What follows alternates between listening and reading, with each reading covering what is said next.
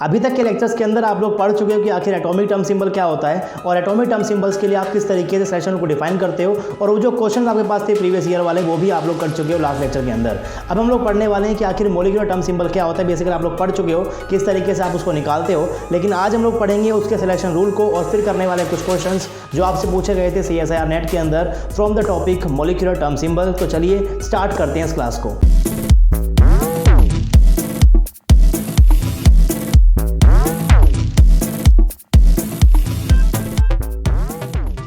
Hey guys, this is RJ and welcome to RJ Academy. So finally this is the last lecture of your quantum chemistry. I hope कि आपने इस पूरे course में बहुत enjoy किया होगा, सब कुछ आपको समझ में आया होगा। अगर आपको लेक्चर अच्छे लगे तो एक चीज़ आपको करनी है, आपको चैनल को सब्सक्राइब करना है और आपको वीडियोस को लाइक करना है, शेयर करना है अपने फ्रेंड के साथ। आज हम लोग इसका क्वांटम का लास्ट लेक्चर देखने वाले हैं और ये लेक्चर आपके पास बहुत इंपॉर्टेंट रहेगा क्योंकि आज हम जो क्वेश्चन करेंगे वो सारे के सारे क्वेश्चन आपके पास प्रीवियस ईयर CSIR नेट के अंदर पूछे गए हैं और आने वाले साल के अंदर भी आपके पास यहाँ से क्वेश्चन पक्का आएंगे from this topic that is molecular term symbol. बहुत इंपॉर्टेंट है और बहुत इजी है और बहुत कॉन्सेप्चुअल है। ऑलरेडी हम पढ़ चुके हैं कि आखिर आप किस तरीके से मॉलिक्यूलर टर्म सिंबल को रिप्रेजेंट करते हो, कैसे आप अलग अलग मॉलिक्यूल के लिए मॉलिक्यूलर टर्म सिंबल को निकालते हो। आप पढ़ चुके हो H2+ के लिए भी, H2 के लिए भी, लिथियम 2 के लिए भी, है ना, C2 के लिए भी, N2 के लिए भी, O2 के लिए भी, O2+ के लिए भी और B2 के लिए भी। इन सब मॉलिक्यूल्स के लिए आप ऑलरेडी मॉलिक्यूलर टर्म सिंबल निकालना सीख चुके हो लास्ट लेक्चर के अंदर। तो आई होप कि आपने वो लास्ट लेक्चर देखा होगा क्योंकि उसके रिजल्ट्स का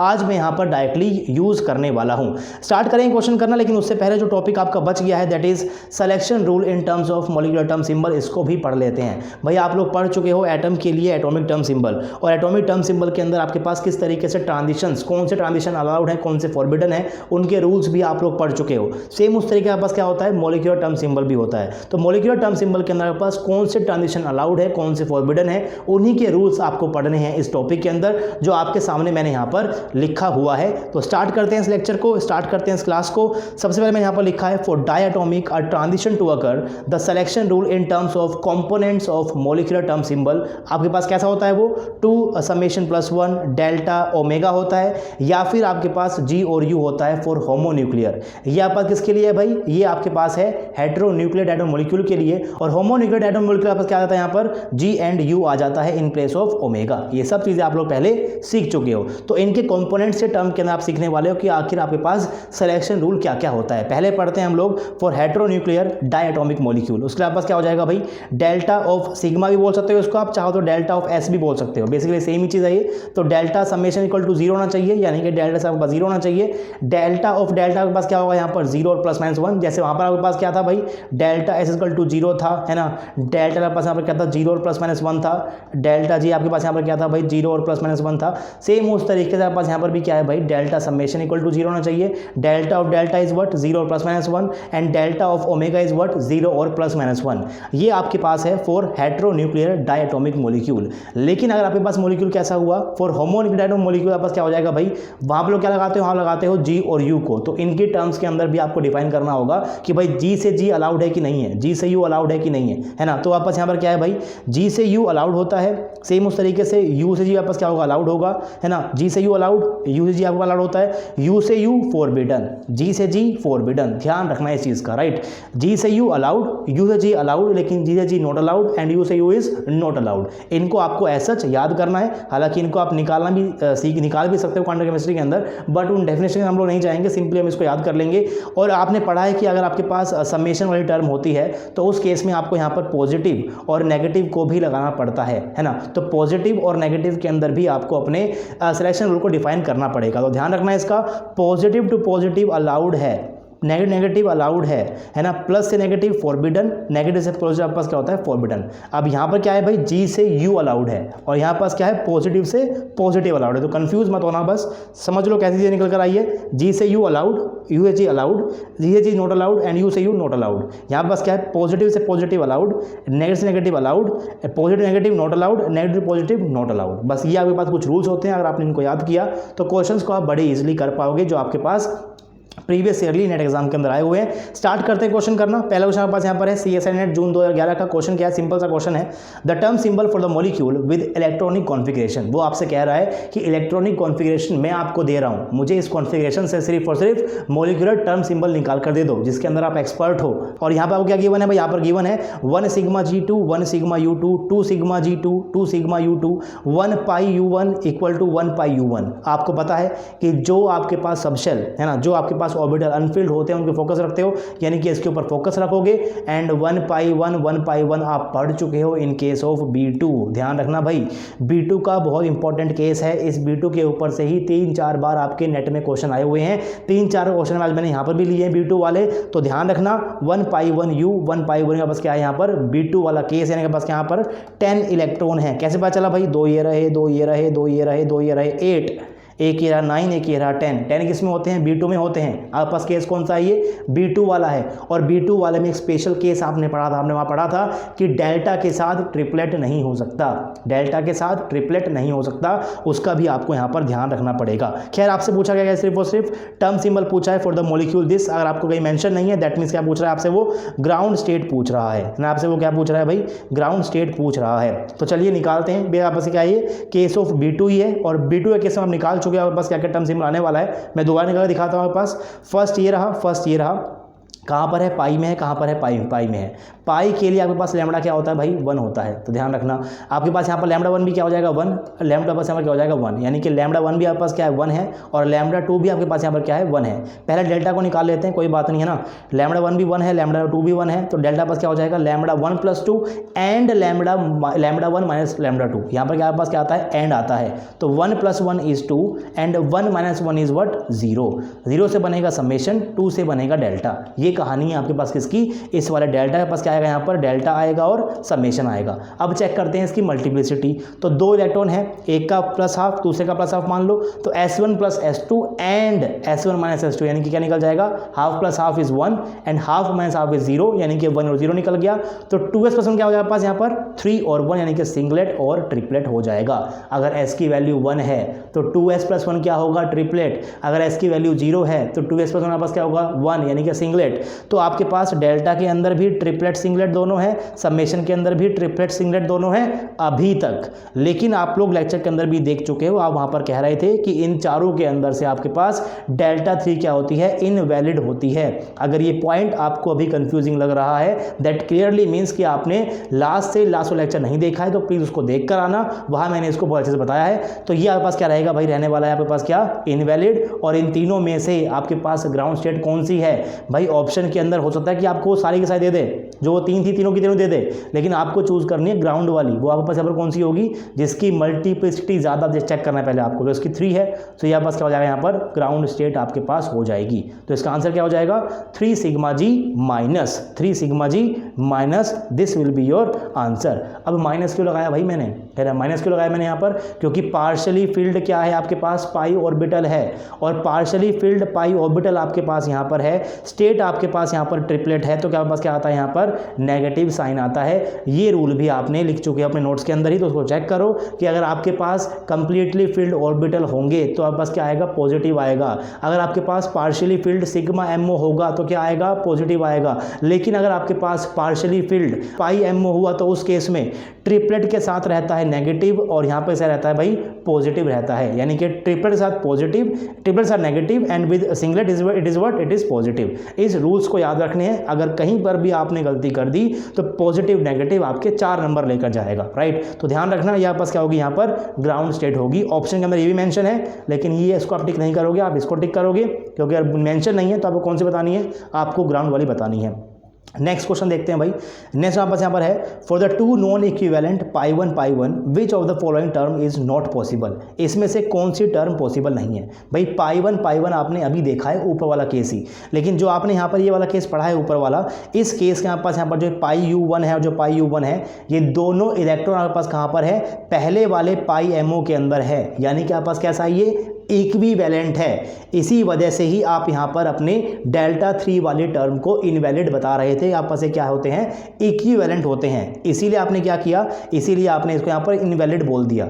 लेकिन आपको यहाँ मेंशन है for the two non equivalent pi 1 comma pi 1, यानी कि इन दोनों इलेक्ट्रॉन के लिए आपके पास n और l की वैल्यू सेम नहीं दे रखी, इनमें से कोई ना कोई अलग है। और अगर ऐसा होगा तो यहाँ पर पास क्या हो जाएगा, डेल्टा 3 आपके पास एक वैलिड टर्म बन जाएगी इस कॉन्फ़िगरेशन के लिए। इसके लिए पास क्या बन जाएगी भाई, आपके पास बन जाएगी डेल्टा 3 भी, डेल्टा 1 भी, समेशन 3 भी और समेशन 1 भी।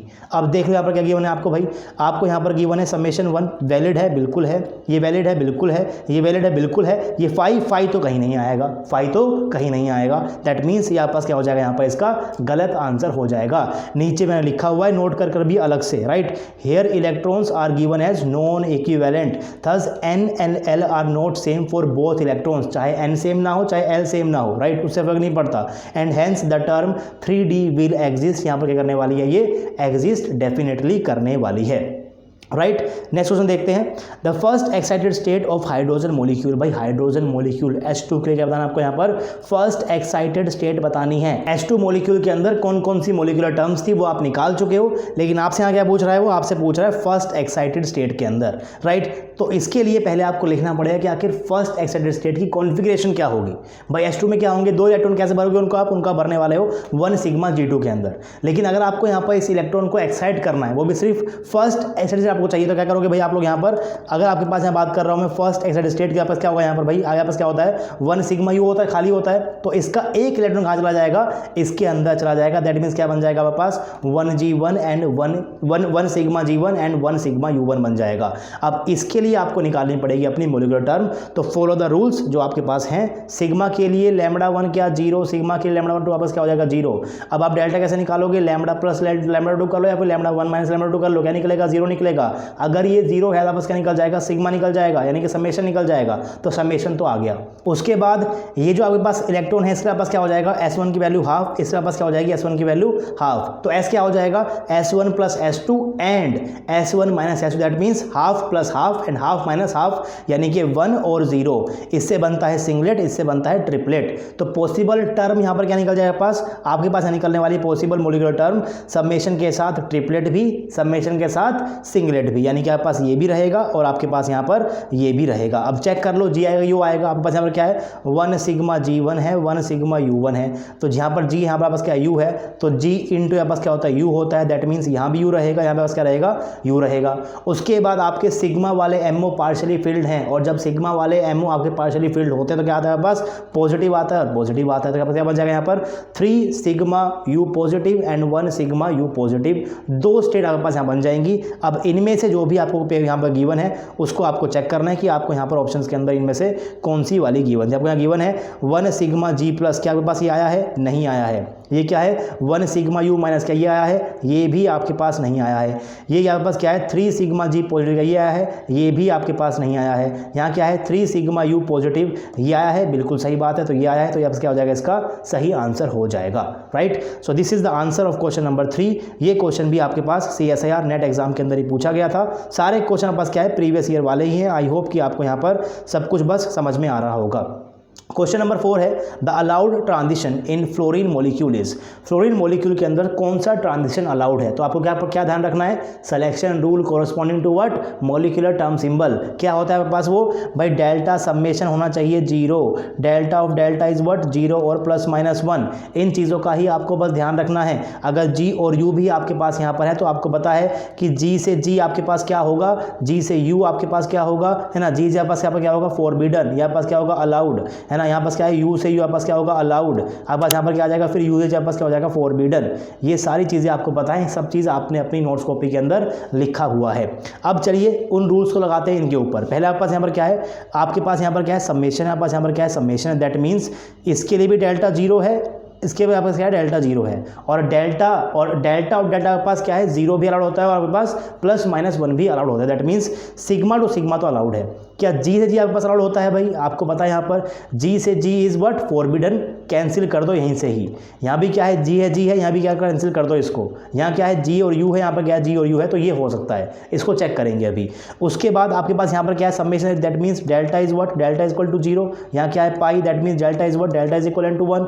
यहाँ पर क्या है समय, that means what, delta is equal to 0। यहाँ आपके पास यहाँ पर क्या है भाई पाई, यहाँ पर क्या डेल्टा है, दैट मीन्स आपके पास ये क्या पास क्या यहाँ पर 2 है।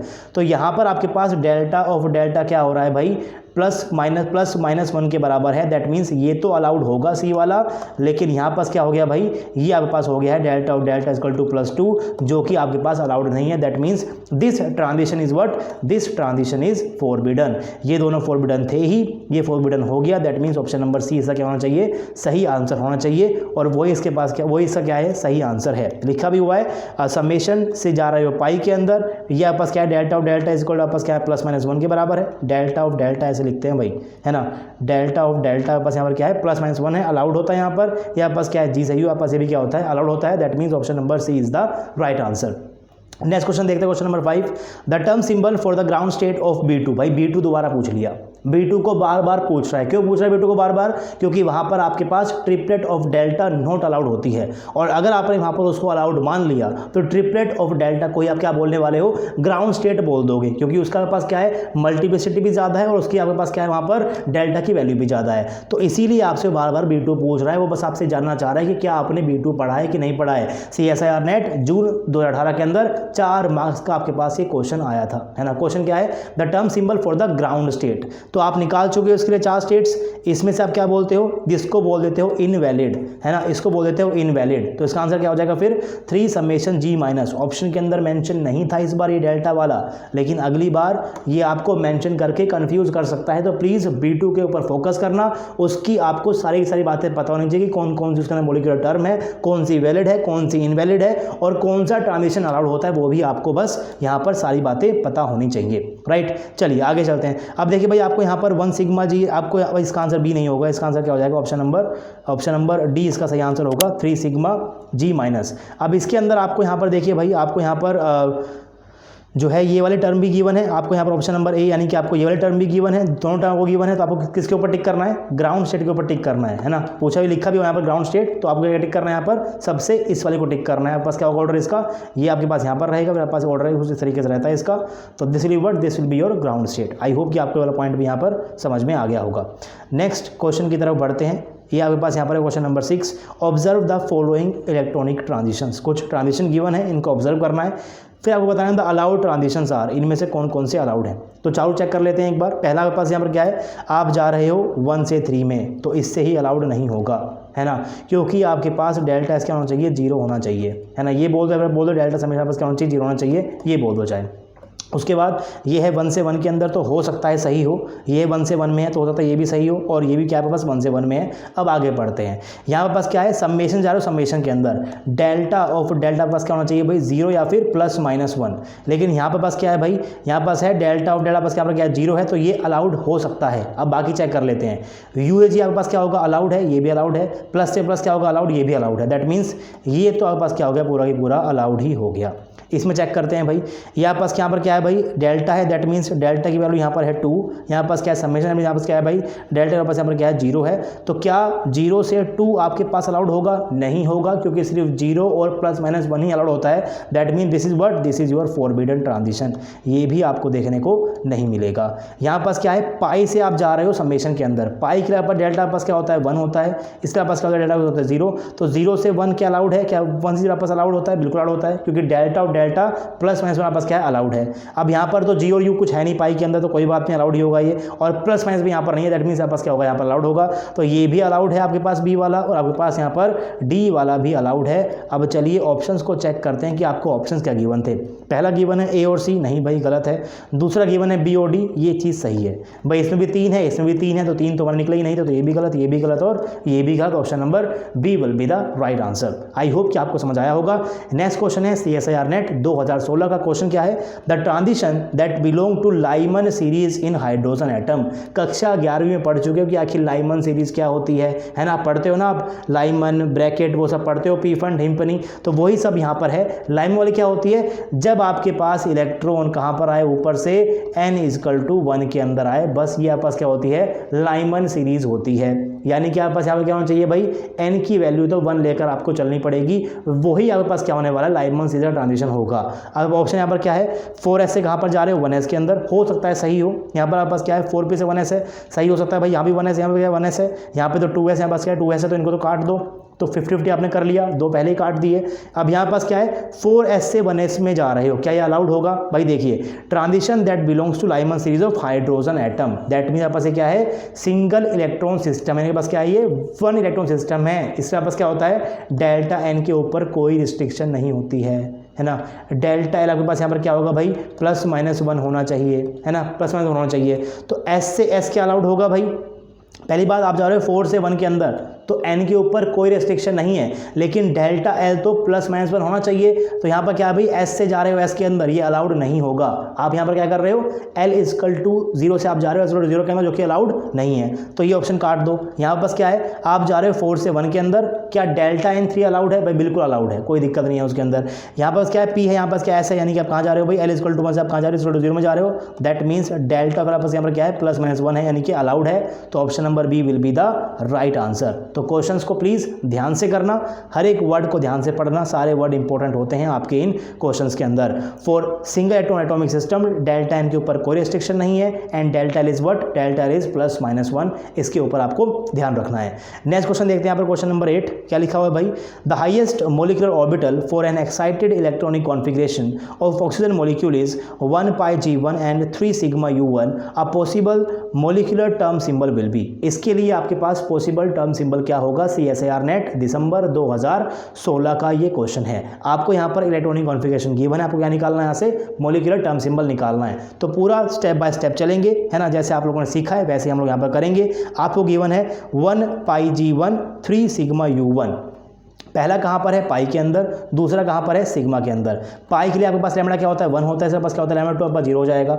और आप निकालोगे यहाँ पर डेल्टा के पास क्या होता है, ये भाई चाहे लैम्बडा +1 लैम्बडा 2 कर लो, चाहे लैम्बडा 1 - लैम्बडा 2 कर लो, दोनों का निकालोगे आप यहाँ पर मोड, तो 1 + 0 भी 1 रहेगा, और 1 - 0 वगैरह 1 रहेगा, आपस में निकलने वाला है 1 निकलेगा। और अगर ये 1 आया, दैट मीन्स आपके पास ये क्या है, पाई है। और ऑप्शंस इतने गंदे आपको दिए नेट वाले ने, आपको ऑप्शंस के अंदर सिर्फ और सिर्फ एक जगह पर ही पाई दे रखा था, तो ये आपके पास यहाँ पर क्या हो जाएगा, सही आंसर हो जाएगा। 4 मार्क्स का आपके पास एक क्वेश्चन आया था, और आप सिर्फ और सिर्फ इतने से पोर्शन से ही इसको कर सकते हो। मैं आपको रिकमेंड करूंगा कि आप यहाँ पर प्लीज़ मल्टीप्लिसिटी को भी निकाल कर देख लेना, तो आपके पास यहाँ पर 3 भी आने वाला है, 1 भी आने वाला है, कोई फर्क नहीं पड़ेगा उसका। आपको वहाँ पर सिर्फ एक ही गिवन है, तो आपने उसको क्या कर दिया, टिक कर दिया, right. So this was your course of quantum chemistry. I hope कि आपको बस समझ में आया हो। एक डाउट आपको ज़रूर हो सकता है कि आपने यूट्यूब के ऊपर पढ़ा है ना, कंप्लीटली फ्री पढ़ा है, तो क्या ये कम होगा बाकी सब जो कोचिंग्स के अंदर पढ़ाया जाता है, तो भाई बिल्कुल भी कम नहीं है ना। सारा पोर्शन हमने कवर किया है, सारे के सारे PYQs भी हमने कवर किए हैं, और जो क्वेश्चन मैंने छोड़े हैं वो बिल्कुल ऐसे क्वेश्चन छोड़े बिल्कुल सिमिलर हैं, उनको आप खुद से कर पाओगे। लेकिन फिर भी आपका कोई भी डाउट रहता है तो भाई रिस्पेक्टिव टॉपिक्स की वीडियो के नीचे आप कमेंट कर सकते हो, कोई भी आपका डाउट रहा। आई होप कि आपको ये जो पूरा कोर्स है, इस जर्नी के अंदर आप ज़्यादा बोर नहीं हुए होगे, आपको मज़ा आया होगा, क्योंकि इंटरेस्टिंग चैप्टर है, कॉन्सेप्चुअल चैप्टर है। तो मैंने आपको सारे के सारे कॉन्सेप्ट सिखाने की ही कोशिश की, इंस्टेड कुछ भी क्रैम कराने के। तो अगर आपको कोर्स अच्छा लगा तो एक कमेंट प्लीज़ आप ज़रूर छोड़ना कि आपको ये पूरा कोर्स कैसा लगा। बाकी अगर आपको वीडियो पसंद आती है तो वीडियो को लाइक ज़रूर करना है। And thank you so much for watching this video. अगर आपको मेरा काम अच्छा लगता है तो आप RJ अकेडमी की फाइनेंशियली हेल्प भी कर सकते हो। आप हमें गूगल पे, फ़ोन पे या पेटीएम कर सकते हो। नंबर आपके पास यहाँ पर स्क्रीन पर विजिबल होगा, 9053519385। Any support is highly appreciable guys. आपसे मिलूंगा मैं अब किसी और चैप्टर के अंदर। तब तक के लिए आप पढ़ते रहिए, पढ़ाते रहिए, खुश रहिए। Thank you so much.